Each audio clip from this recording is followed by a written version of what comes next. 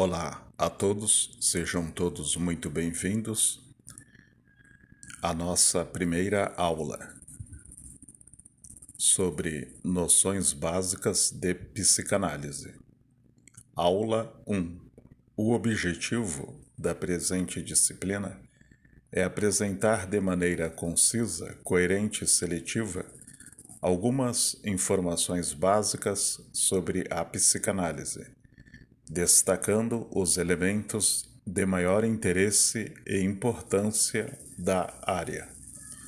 As 5 premissas da psicanálise. Existe um inconsciente dinâmico.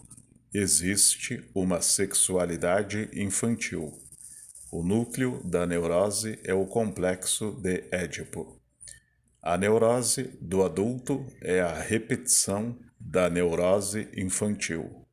O indivíduo adoece com a diminuição da capacidade de amar. No decorrer do curso, você vai aprender sobre esses princípios, entre outros, que são de suma importância no estudo da teoria freudiana chamada de psicanálise.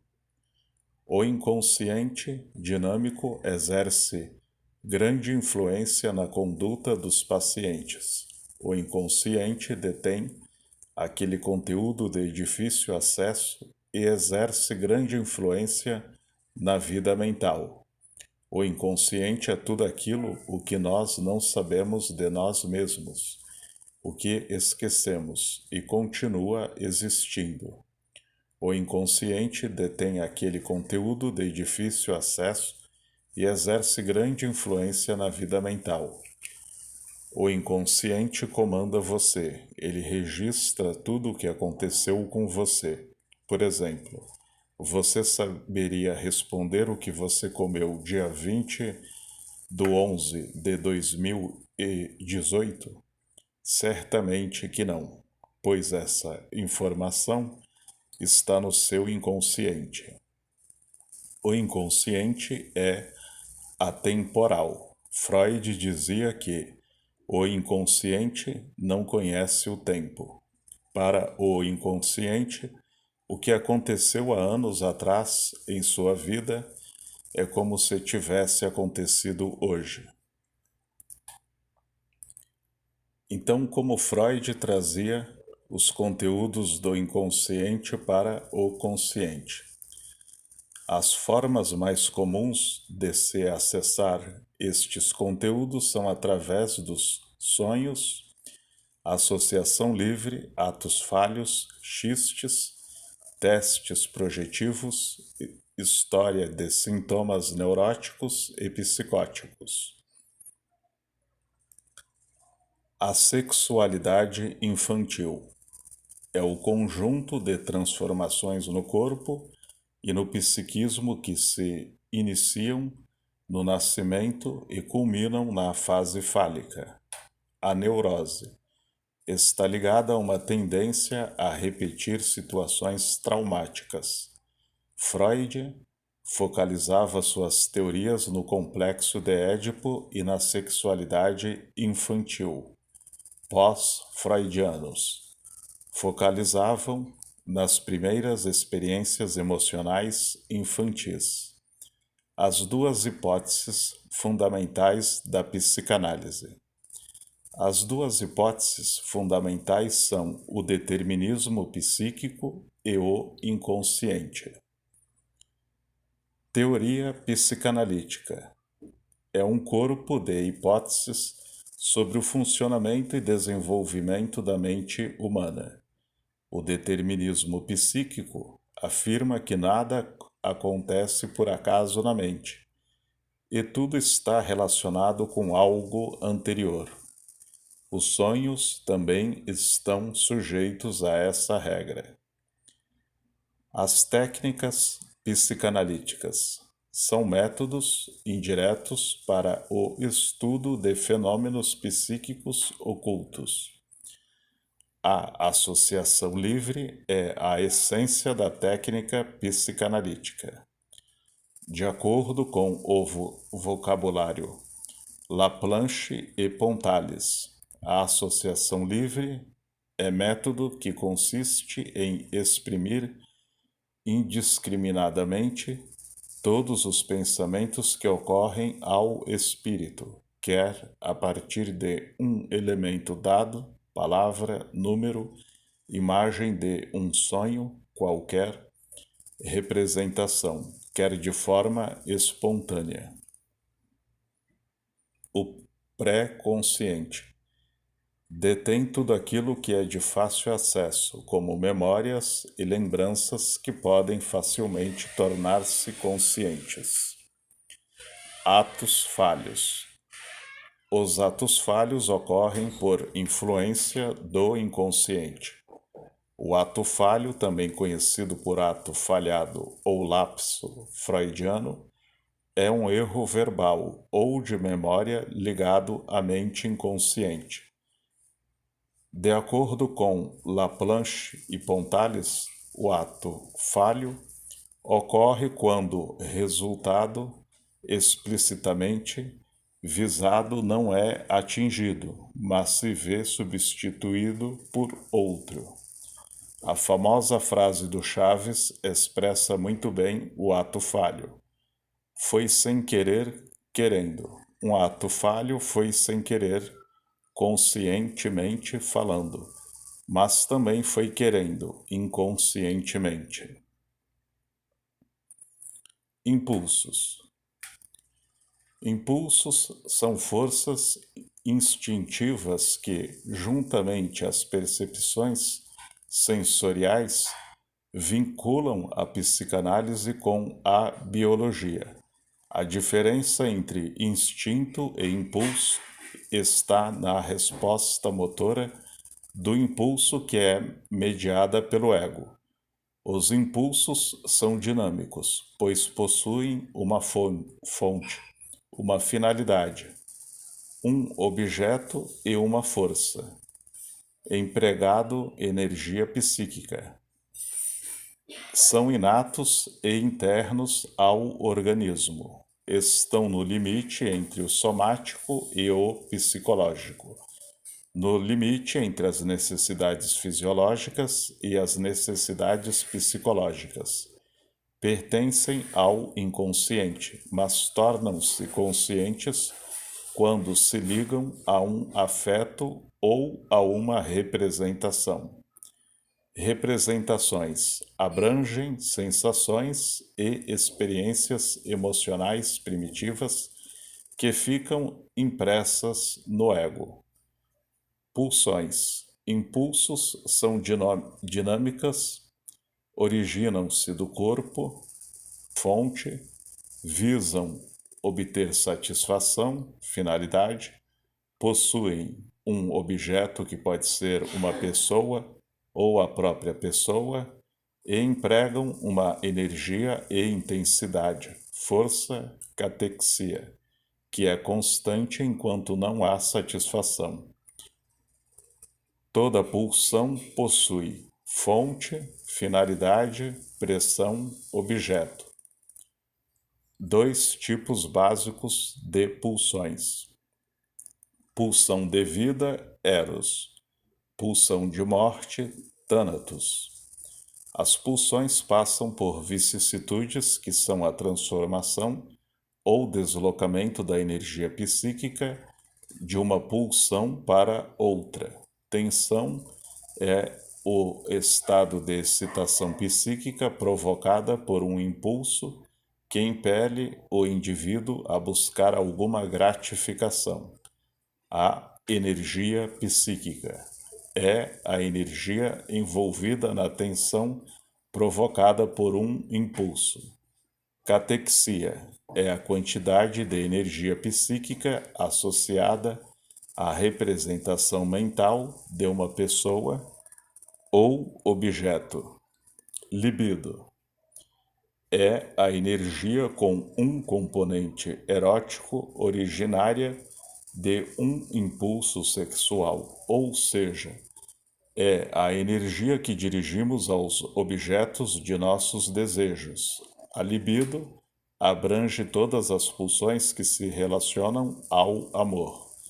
Libido é uma palavra que vem do latim e significa desejo ou anseio.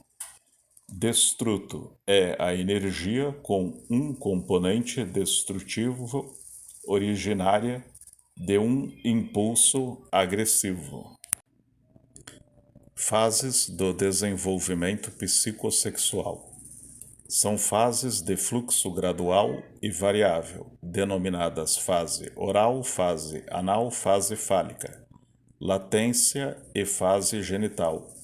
Os nomes estão relacionados ao objeto e modalidade de gratificação em que está investida a grande energia psíquica.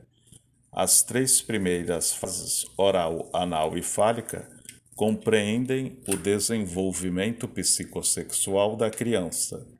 A fase oral e a fase anal são conhecidas também como a fase narcísica.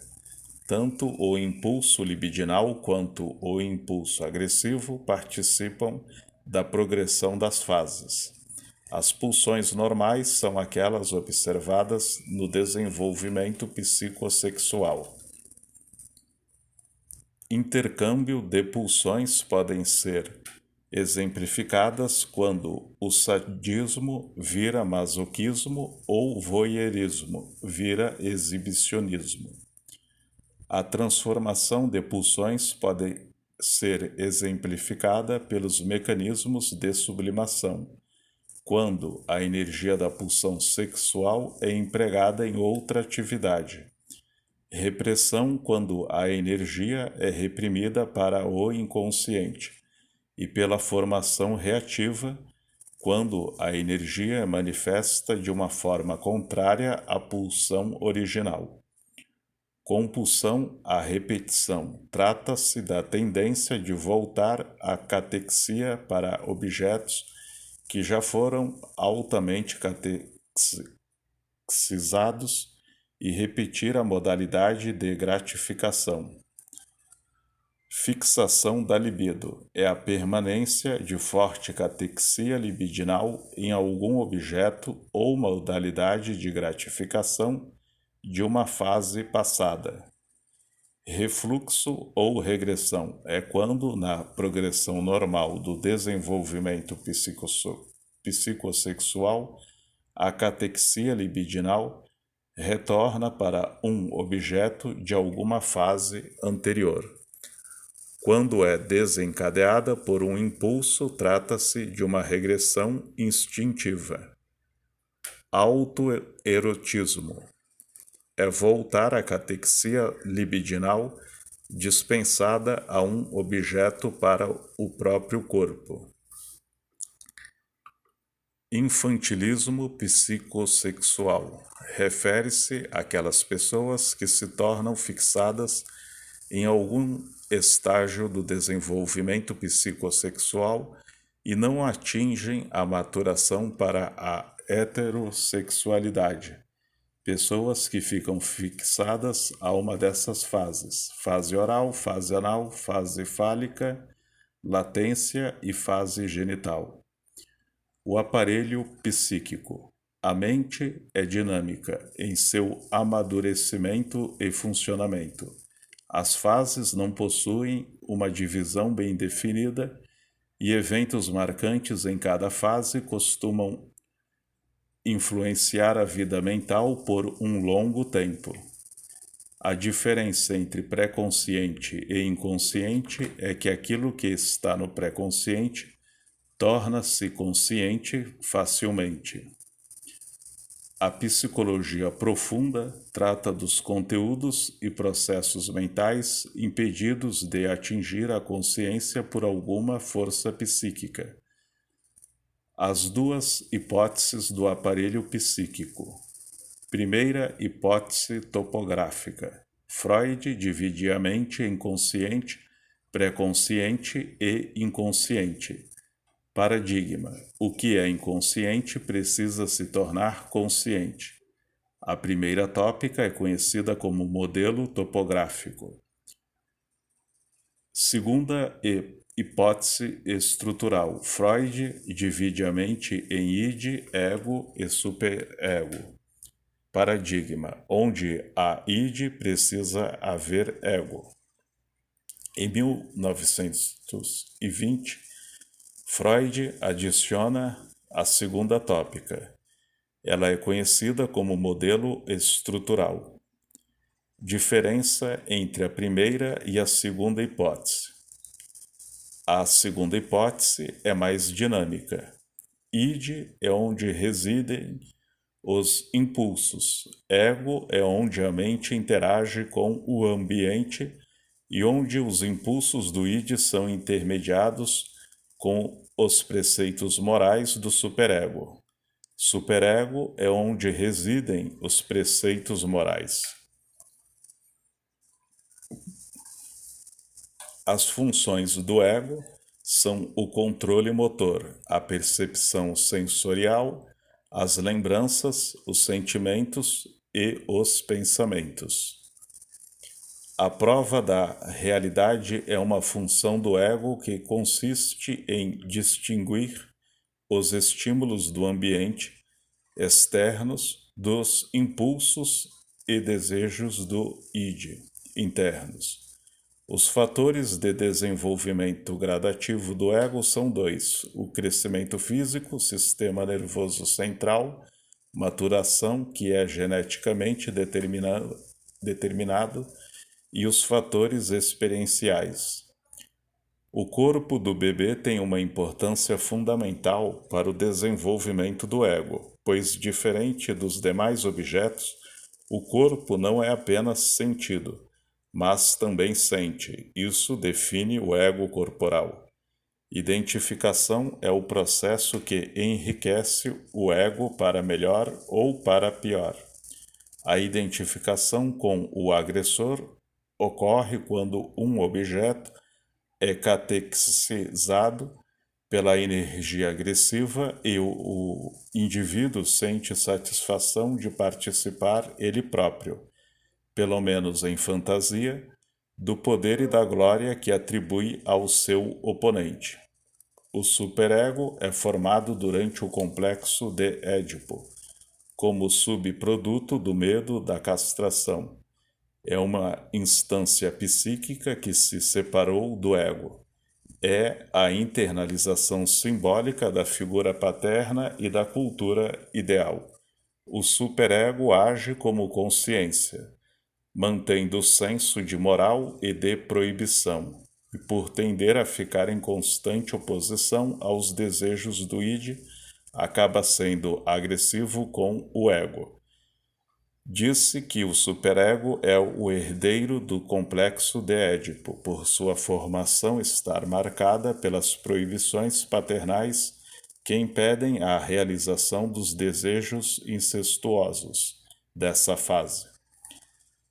Ele emerge da solução dada pela criança a esse impedimento, na forma da introjeção dos pais para si, identificação.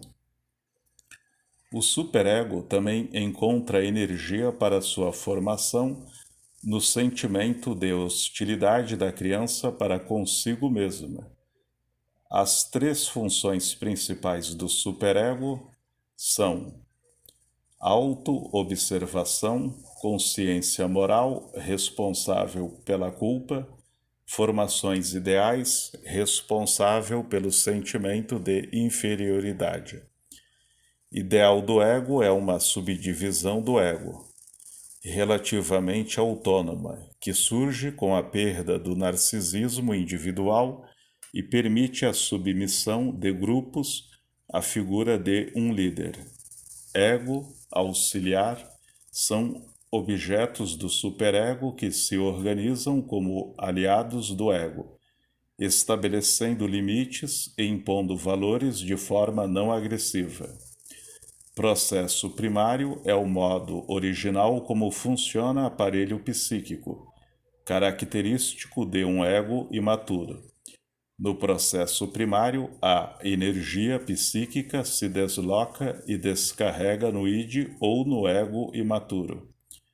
A tendência à gratificação imediata A facilidade com que a catexia pode ser deslocada do objeto original ou a facilidade com que um método de descarga pode ser substituído por outro são características do processo primário. O deslocamento está ligado ao modo como o ego originalmente se manifesta, até evoluir e se tornar capaz de retardar a descarga da energia catéxica. O pensamento do processo primário é ilógico, atemporal, confuso, não verbalizado e sem sequência. São 3 os aspectos do pensamento do processo primário. Primeiro, deslocamento. Uma parte representa o todo ou o todo representa uma parte de uma ideia ou objeto. Simbolismo, linguagem inconsciente para objetos e ideias proibidas. Condensação, várias ideias são representadas por uma ideia ou parte de uma ideia. Renegação, o indivíduo acredita em nível inconsciente ter sofrido a castração sem ter sido deveras castrado. Perverso, polimórfico é a capacidade de utilizar qualquer tipo de objeto como fonte de prazer. É característico das fases iniciais do desenvolvimento psicossexual. A catexia fica dispersa em vários órgãos. O processo secundário é o modo característico de funcionamento do ego maduro. São características do processo secundário o pensamento consciente, primariamente verbal, que obedece às leis habituais da síntese e da lógica. Neutralização é colocar a energia de um impulso a serviço do ego. No processo primário, a energia do impulso não é neutralizada. No processo secundário, a energia do impulso é neutralizada. A frustração é importante para a maturação e desenvolvimento do ego, pois estabelece os limites entre o eu e o não eu. O ego pode opor-se aos impulsos e desejos do id e até mesmo combatê-los. O desenvolvimento do ego determina inevitavelmente um certo grau de enfraquecimento do id. Os processos de gratificação fantasiosa são devaneios ou sonhos onde os desejos do id se encontram parcialmente realizados, trazendo uma certa gratificação. O princípio do prazer é a tendência da mente em obter prazer e evitar o desprazer. O id é dominado pelo princípio do prazer e pelo processo primário. É importante notar a diferença entre o princípio do prazer e o processo primário. O processo primário é objetivo, enquanto o princípio do prazer é subjetivo. 2 teorias da ansiedade. Primeira teoria da ansiedade. A ansiedade seria resultado da tensão da libido repressada. Segunda teoria da ansiedade. A ansiedade seria consequência da influência de estímulos que podiam emanar dos impulsos ou do ambiente. A ansiedade é causada por estímulos internos do id ou externos do ambiente que ficam repressados e não são adequadamente assimilados pelo ego, dando origem a uma situação traumática. Ansiedade de alarme é uma função do ego que visa prevenir o trauma por meio da antecipação da ansiedade de uma situação traumática, em uma situação de perigo ou de perigo iminente. A função normal da ansiedade é permitir ao ego inibir os impulsos e desejos perigosos do id. Mecanismos de defesa do aparelho psíquico. Defesa, atividade defensiva do ego. É o controle exercido pelo ego sobre os impulsos do id. usando a ansiedade que age sobre o onipotente princípio do prazer. Contra-catexia é a energia empregada pelos mecanismos de defesa e que faz oposição às catexias.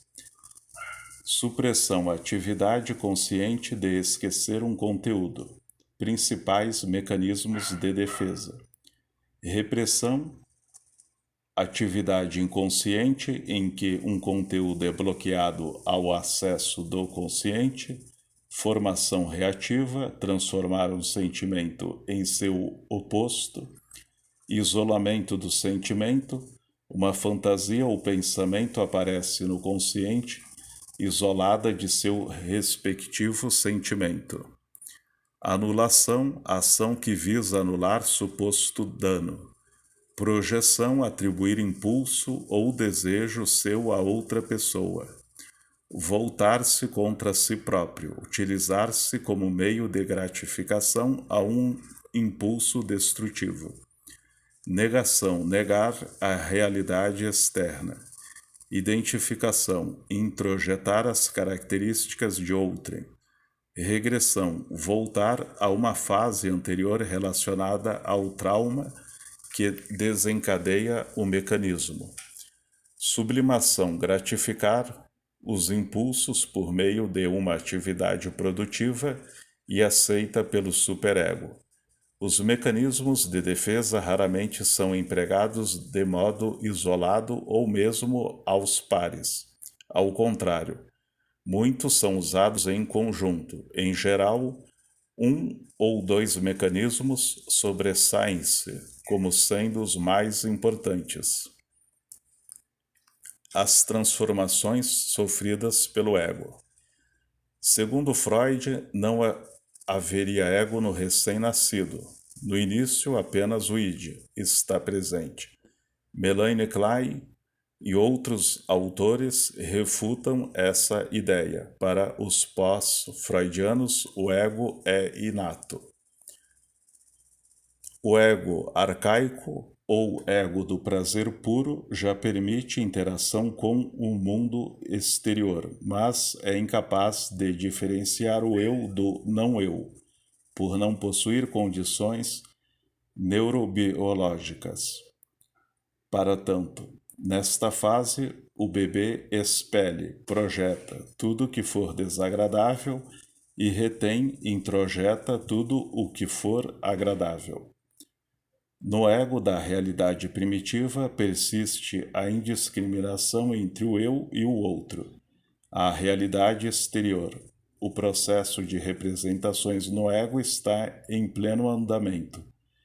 O ego da realidade definitiva é o estágio em que a criança procura reencontrar no exterior um objeto real.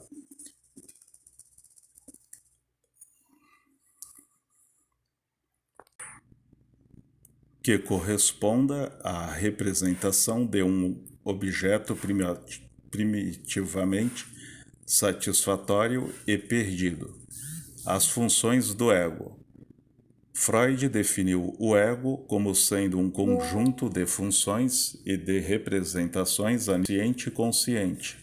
Na psicanálise clássica, a preocupação era com os conflitos que se processavam no plano inconsciente entre as pulsões e as defesas. Já na psicanálise contemporânea vincular, embora persista a valorização da abordagem clássica, é concedida grande importância a muitos outros aspectos do plano inconsciente. As funções egóicas apresentam implicações inconscientes, mas manifestam-se principalmente no plano consciente. Estão intimamente ligadas aos órgãos dos sentidos. Contatam diretamente a realidade externa com a finalidade adaptativa. As funções inconscientes do ego são os mecanismos de defesa e a ansiedade. Atividades com participação consciente do ego. Percepção é como o indivíduo percebe o mundo exterior e a possível intenção dos outros.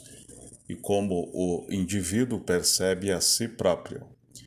Pensamento. A capacidade para pensar de forma eficaz tem origem no plano inconsciente do ego.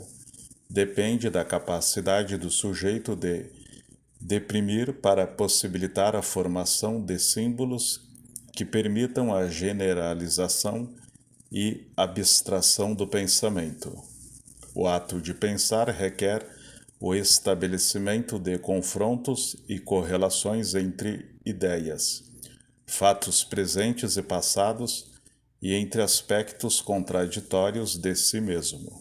Juízo crítico.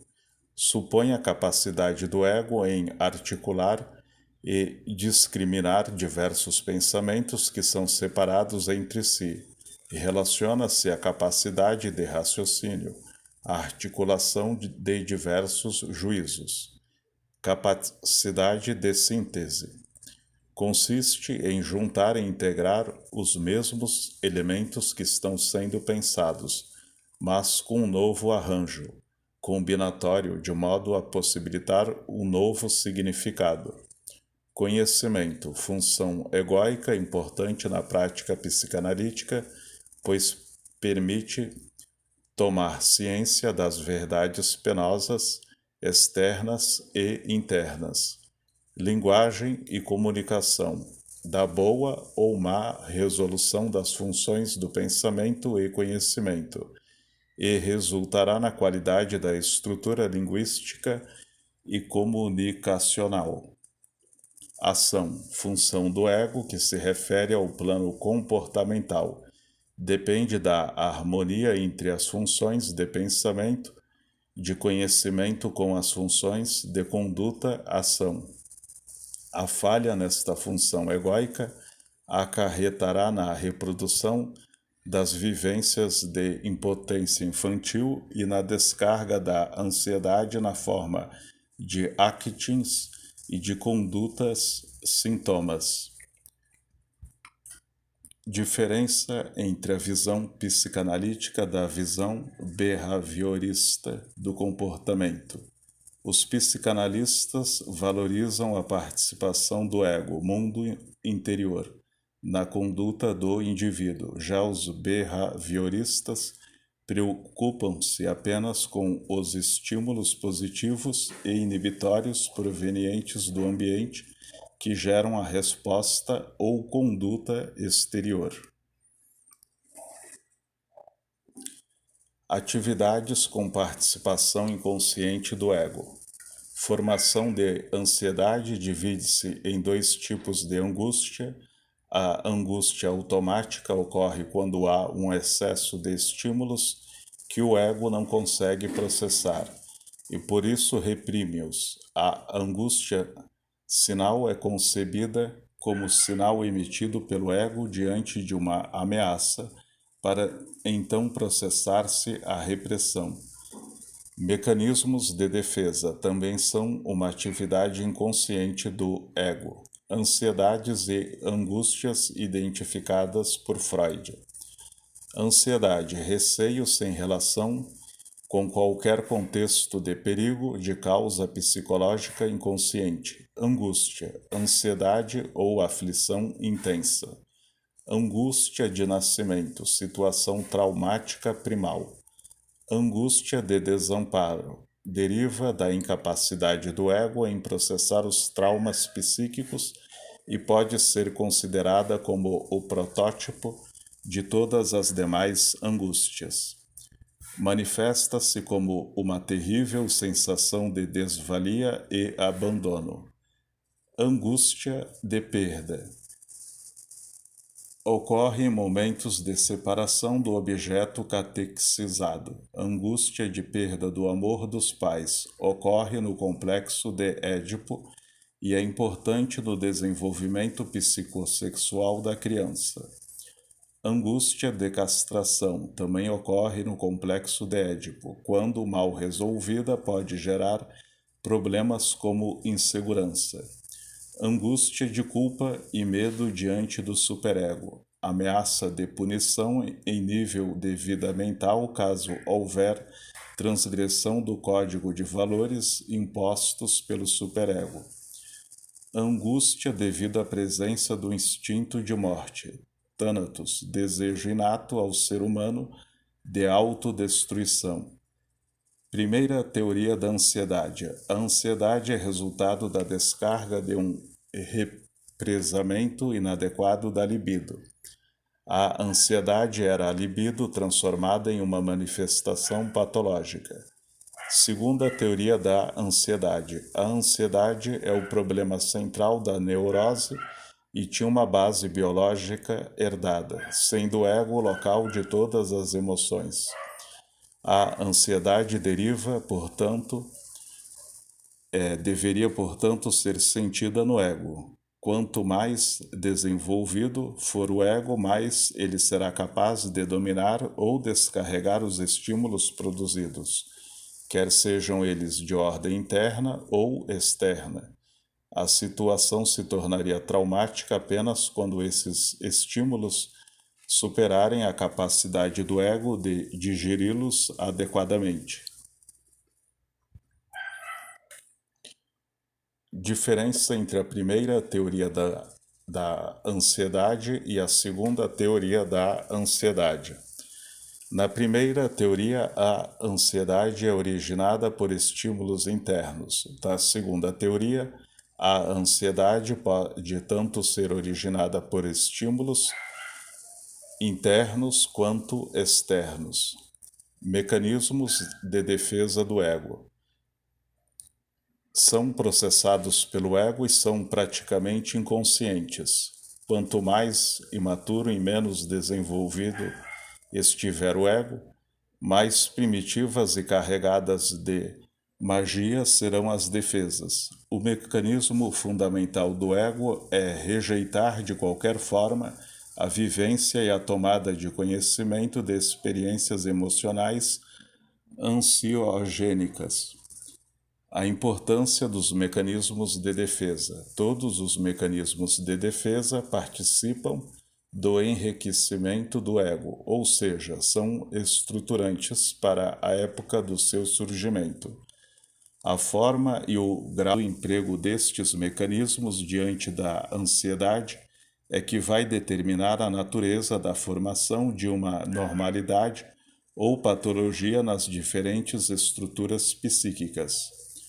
Símbolos. A formação de símbolos é uma capacidade exclusiva do ser humano e é por meio dela que a criança terá acesso a outras capacidades de conceituar, generalizar, abstrair, verbalizar, construir metáforas e criar, sendo que a aquisição e a verbalização da palavra, que designa fatos e ideias, característica do processo secundário, representam dos mais nobres símbolos.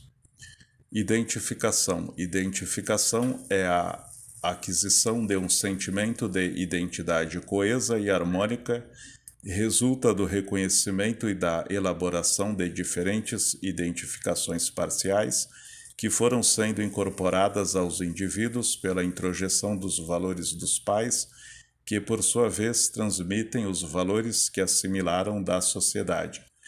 2 tipos de identificação. Proto-identificação tem natureza arcaica e divide-se em 4 modalidades. Adesiva, quando há uma fusão e não se forma uma identificação acompanhada de uma necessária individuação, o indivíduo absorve a característica como ela é, sem adaptá-la à sua subjetividade.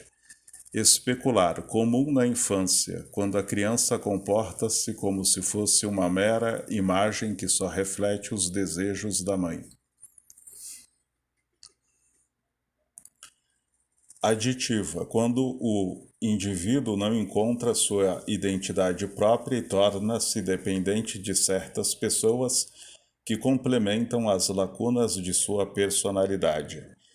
Imitativa, que é a identificação saudável, quando a criança introjeta as características sem anular-se, sem tornar-se dependente e adaptando-as às suas subjetividades.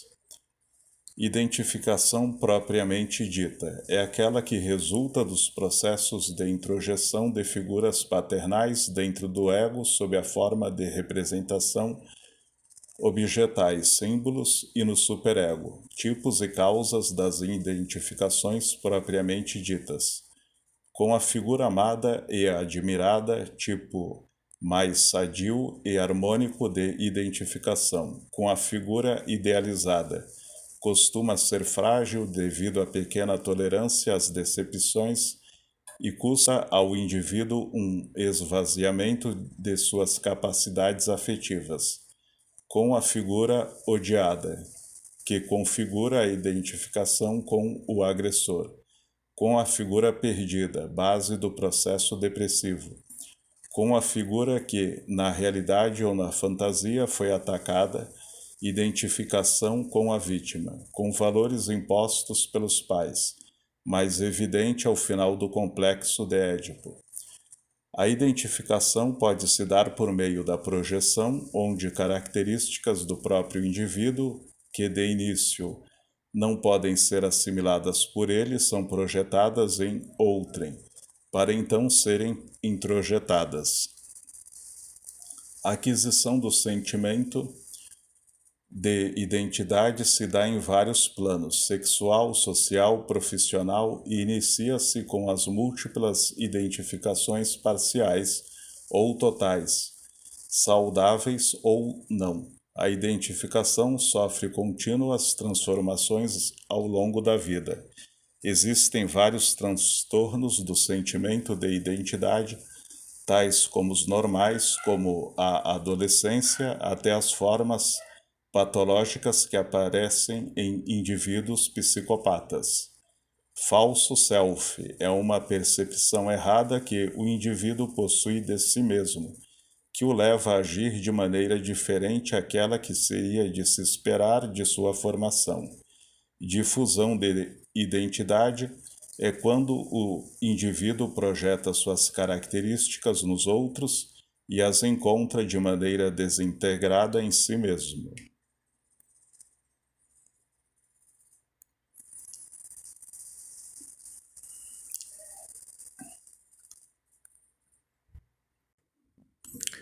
Encerramos aqui a primeira aula e daremos continuidade na aula 2. Muito obrigado a todos. Um forte abraço.